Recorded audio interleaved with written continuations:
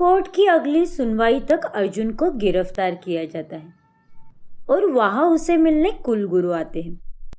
अच्छा हुआ कुलगुरु जो आप आ गए। कोई मेरी बात का यकीन ही नहीं कर रहा। भरी अदालत में मैं चिल्लाता रहा, चीखता रहा, लेकिन सब लोग मेरा मजाक उड़ा रहे थे। तुम चिंता मत करो अर्जुन, सच्चाई दुनिया के सामने आकर ही रहेगी। पायल ने चांडालिका का रूप धारण किया है, ये बात कल सारी अदालत के सामने आकर ही रहेगी। लेकिन ये कैसे हो सकता है गुरुजी? वो तो अपने आप को इंसान कहती है। हम भरी अदालत में माँ काली की विभूति पायल पर फूकेंगे और वो पायल से चांडालिका के रूप में प्रकट हो जाएगी। बस तुम कल कोर्ट में मेरा इंतजार करना। गुरुजी की बातें सुनकर अर्जुन बहुत खुश होता है। फिर गुरुजी वहां से अपने घर जा रहे होते हैं कि तभी उनके सामने पायल आ जाती है। पायल तुम? हाँ मैं।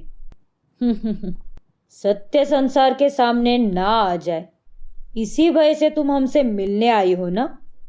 तुम गलत समझ रहे हो कुलगुरु।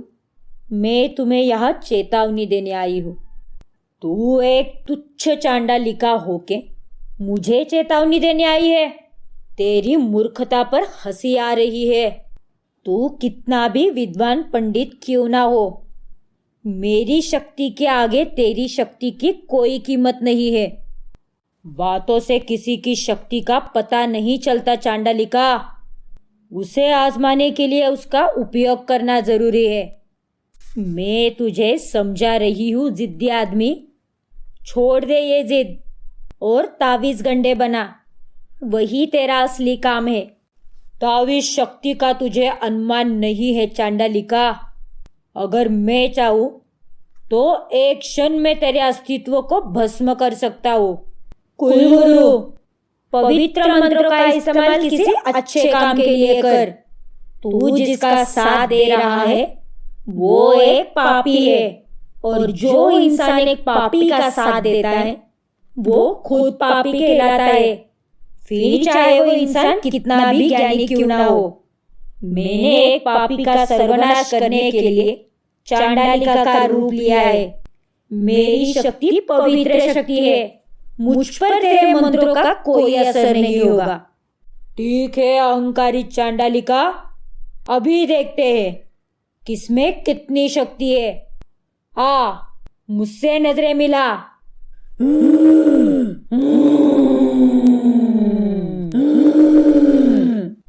पायल की आंखों में देखने पर कुलगुरु को हार्ट अटैक आता है। ओह ओह ओह, और कुलगुरु की उसी में मौत हो जाती है। हाँ जज साहब, मैं बिल्कुल सच कह रहा हूँ। इसी ने मारा है कुलगुरु जी को, क्योंकि आज वो इस अदालत में आकर इसकी असलियत आपको बताने वाले थे और इसीलिए वो डर गई और इसने उन्हें अपने रास्ते से हटा दिया। जो चांडालिका एक महान पंडित को मार सकती है वो चाहे तो मुझे भी मार सकती है, लेकिन नहीं, ये एक शराफत का चोला पहनी हुई है। मैं अब भी कह रहा हूँ जज साहब, ये एक चांडालिका है, एक चुड़ैल है, ये एक चलती फिरती जिंदा लाश है। लगता है जज साहब अभी अभी मिस्टर अर्जुन ने कोई हॉरर मूवी देखी है जिसका असर इनके दिमाग पर पड़ चुका है। आप लोग मेरी बातों पर विश्वास क्यों नहीं करते? हाँ, मैं मानता हूँ कि कुलगुरु और डॉक्टर सुशील की मौत हार्ट अटैक से हुई है, लेकिन रिया को भी इस चांडालिका ने ही मारा है। अच्छा, रिया की मौत की कौन सी नई कहानी सोच के आए हो आप? कहानी नहीं, ये हकीकत बता रहा हूँ वकील साहब। मैं रिया की मौत का चश्मदीद गवाह हूँ। रिया ने मेरे सामने दम तोड़ दिया और मैं कुछ नहीं कर सका, इसीलिए गुस्से में आकर मैंने इसे मार डालना चाहा। मिस्टर अर्जुन, क्या आप बता सकते हैं कि पायल ने रिया को किस हथियार से मारा? हथियार से नहीं, अपनी आंखों की शक्ति से मारा है। पायल ने आईने में घूर कर देखा और आईने के टुकड़े हो गए। और रिया के जिस्म में घुस गए। यानी पायल जी की आंखों में इतनी शक्ति है कि उन्हें हमारी देश की रक्षा के लिए भेज देना चाहिए, ताकि ये दुश्मनों को नजर उठाकर देखेगी और दुश्मन वही के वही मर जाएगा। जज साहब जज साहब, इनकी बातों से यही पता चलता है कि इनकी दिमागी हालत ठीक नहीं है। ये झूठ है जज साहब, ये झूठ है। मिस्टर अर्जुन, सच और झूठ का फैसला तो बाकी लोगों के बयान सुनने के बाद ही पता चलेगा। माय लॉर्ड, मैं कुछ गवाहों को बुलाना चाहूंगा। इजाजत है। हाँ तो रामलाल, मुझे एक बात बता, तुमने अपने मालिक अर्जुन में पिछले दिनों में क्या क्या बदलाव देखे? मालिक तो बड़े ही अच्छे और सुलझे स्वभाव के हैं। उन्होंने मुझे नौकर की तरह कभी नहीं समझा, लेकिन मालकिन के मुर्दा खाने से वापस आने के बाद ना जाने उन्हें क्या हो गया है, बहकी बहकी सी बातें करते हैं। उनके दिल में ये जहन बैठ गया है कि मालकिन एक चलती फिरती जिंदा लाश है। ये मेरा वहम नहीं है जज साहब। ये औरत दुनिया के सामने सती सावित्री होने का नाटक करती है और अकेले में मेरे सामने गिरगिट की तरह रंग बदलती रहती है। उसकी आंखों की पुतलियां सफेद हो जाती है और जैसे मैंने कहा कि ना तो उसका दिल धड़कता है और ना ही उसकी नब्ज चलती है जज साहब। इसका जिस्म भी मुर्दे की तरह ठंडा पड़ जाता है। देखा जज साहब, ये कितनी फकर के साथ भरी अदालत में अपनी पत्नी को लाश साबित करने की नाकाम कोशिश कर रहे हैं। इससे साफ जाहिर होता है कि इनका दिमाग ठिकाने नहीं है। अगर आपको मेरी बातों पे यकीन नहीं है तो आप इंस्पेक्टर साहब से पूछिए, क्योंकि इन्होंने ही पायल की लाश को पोस्टमार्टम के लिए भेजा था। जी हाँ, मुझे अच्छी तरह से याद है, क्योंकि मैंने ही पायल की लाश को पोस्टमार्टम के लिए भेजा था। और दूसरे ही दिन मुझे ये पता चला कि लाश मुर्दा खाने से गायब हो चुकी है। मुझे मिस्टर अर्जुन पर शक भी हुआ, लेकिन जब मैंने घर जाकर देखा तो पायल जी को वहां सही सलामत पाया। और कोई खास बात इंस्पेक्टर? जी हाँ, डॉक्टर सुशील की मौत के बाद मिस्टर अर्जुन मेरे पास आए थे और उन्होंने कहा कि उनकी पत्नी एक जिंदा लाश है और उसी ने डॉक्टर सुशील का खून किया है। फिर आपने क्या किया? वही किया जो मुझे करना चाहिए था। मैंने मिस्टर अर्जुन को पुलिस स्टेशन के बाहर निकाल दिया और उसके कुछ ही दिनों बाद इनके नौकर रामलाल का मुझे फोन आया। उसने कहा कि मिस्टर अर्जुन अपनी पत्नी को मार देना चाहते हैं। तो बस मैं तुरंत वहां पहुंचा और मैंने मिस्टर अर्जुन को रंगे हाथ पकड़ लिया, लेकिन ये वहां भी चीख चीख कर कह रहे थे कि इनकी पत्नी एक जिंदा लाश है। थैंक यू इंस्पेक्टर साहब। जज साहब, अब मैं इस कहानी के अहम किरदार को अदालत में पेश करने की इजाजत चाहूंगा।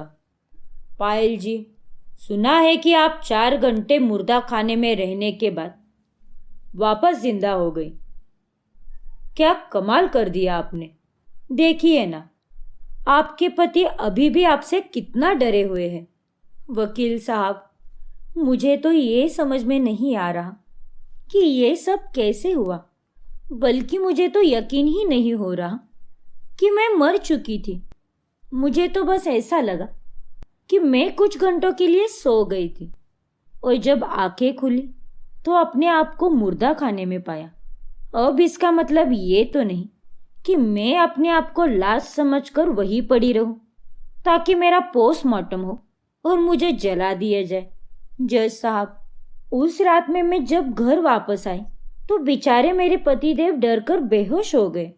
ये झूठ है, ये झूठ बोल रही है जज साहब।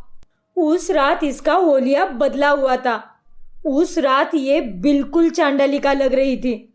आप लोग मेरा यकीन क्यों नहीं कर रहे हैं? डॉक्टर सुशील और रिया को भी इसी ने मारा है और ये अब मुझे भी मार देना चाहती है। लेकिन ये ऐसा क्यों करना चाहेगी मिस्टर अर्जुन?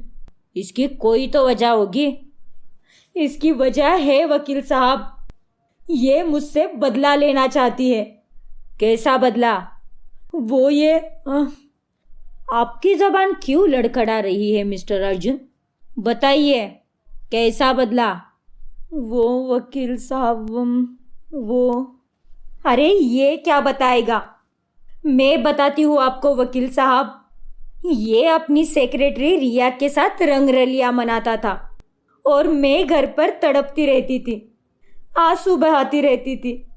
मजबूर होकर मैंने आत्महत्या करने की कोशिश की, ये जानता था, लेकिन इसने मुझे बचाने के बदले मुझे मरने के लिए वही छोड़ दिया। ये चाहता था कि मैं मर जाऊं ताकि ये खुलकर अय्याशिया करे, लेकिन मैंने वापस आकर इसकी सारी उम्मीदों पर पानी फेर दिया। इसीलिए मुझ पर इल्जाम लगा रहा है कि मैं एक जिंदा लाश हूं। हाँ हाँ, तू एक लाश है, लाश है, लाश है। मिस्टर अर्जुन, आपकी सारी दलीलें बेकार हो गई है। सारे गवाह आपके खिलाफ है। अब चीखने चिल्लाने से कोई फायदा नहीं। आपके पास कोई और सबूत है? हाँ है वकील साहब, इसके जिस्म में तो खून ही नहीं है। इस बात से तो ये खुद पायल भी इनकार नहीं कर सकती वकील साहब। उस दिन भी मेरी नजर के सामने एक छुरी अपनी हथेली में आर पार कर दिया था इसने, लेकिन उसकी हाथों से खून की एक बूंद तक नहीं निकली। ये तुम क्या बकवास कर रहे हो? मैं बकवास नहीं कर रहा, मैं ये आपको साबित करके ही दिखाऊंगा। अर्जुन की बातें सुनकर पायल बहुत डर जाती है। फिर अर्जुन इंस्पेक्टर से गन छीन लेता है और वह पायल पर गोली चलाता है। कोर्ट में मौजूद सभी लोग हैरान हो जाते हैं। ये क्या हो गया वकील साहब? इसके शरीर से खून कैसे निकल आया? नहीं नहीं नहीं नहीं, ये नहीं हो सकता। ये तो आंखों का धोखा है वकील साहब। ये फरेब है, झूठ है। ये मुझे फंसा रही है। मैंने कुछ नहीं किया जज साहब। ये तो पहले ही मर चुकी है, ये फिर कैसे मर सकती है? तमाम गवाहों के बयानात और सरकारी वकील की दलीलें सुनने के बाद ये साबित हो चुका है कि अर्जुन की दिमागी हालत ठीक नहीं है। इसीलिए इन्होंने भरी अदालत में अपनी मासूम बीवी का कत्ल कर डाला। हालात को मद्देनजर रखते हुए ये अदालत इस नतीजे पर पहुंची है कि मिस्टर अर्जुन एक पागल आदमी है। इसीलिए अदालत इन्हें पागल खाने में दाखिल कराने का हुक्म देती है। तभी वहां पर पागल खाने में पायल आती है। पायल, तुम? हाँ, तुमने जिंदगी भर मुझे धोखा दिया, लेकिन इस बार मैंने तुम्हें धोखा दिया है। कल कोर्ट में जो भी हुआ वो एक धोखा था, सिर्फ एक धोखा, तुम्हें फंसाने के लिए। और तुम पूरी तरह फंस चुके हो अर्जुन। दुनिया समझती है कि तुम एक पागल हो और अब जिंदगी भर तुम्हें इन पागलों के बीच ही रहना है, इनके जुल्म सहने हैं, और यही तुम्हारी सजा है। अब हर रोज हर पल मैं तुम्हारे साथ रहूंगी और तुम्हारी मजबूरी पे हंसूंगी, और यही मेरा इंतकाम होगा।